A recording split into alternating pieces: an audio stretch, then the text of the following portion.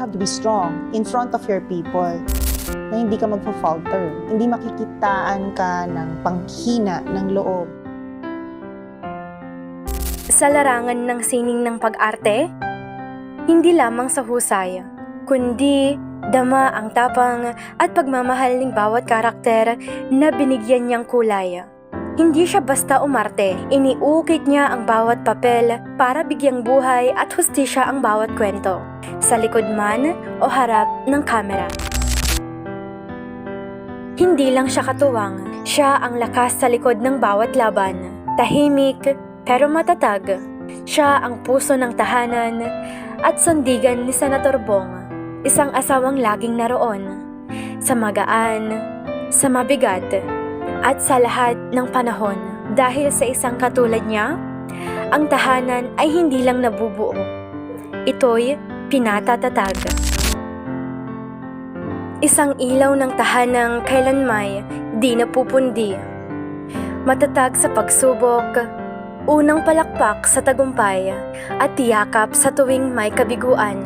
Sa kanyang gabay, lumaking may kababaang loob, talino at pusong marunong magmahal at magpatawad ang kanyang mga anak.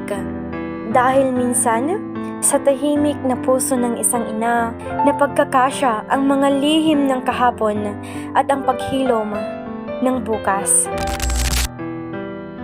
Mula sa kanyang simpleng hangarin, umusbong ang isang lingkod bayan na may malasakit at misyon. Mula pagiging alkalde hanggang kinatawan ng ikalawang distrito ng Cavite, dala niya ang adhikain para sa kinabukasan at kasaysayan. Hindi siya basta nangako, kumilos siya. Ang posisyon para sa kanya ay hindi isang pag-aari, kundi isang responsibilidad. Siya ay tahimik na kumikilos at lumalaban habang naroroon naman ang tapang ng puso at paninindigan.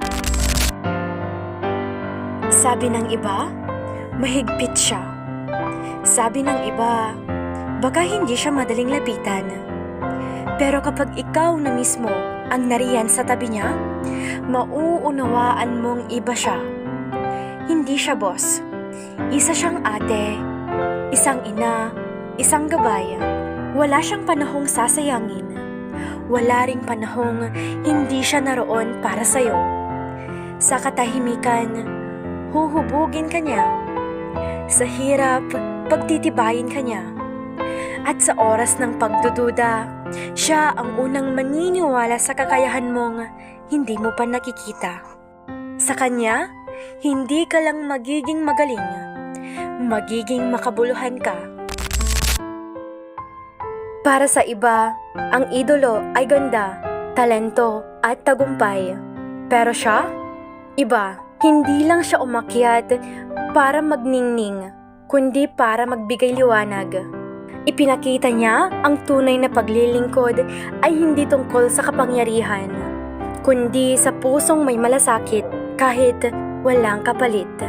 Ginamit niya ang boses, hindi para mangibabaw, kundi para iangat ang kinabukasan namin. Siya ang nag-iisang lani, lingkod bayang may puso, lilingap ng masa, ina sa serbisyo, aksyon sa pangangailangan at tanglaw ng bawat inspirasyon.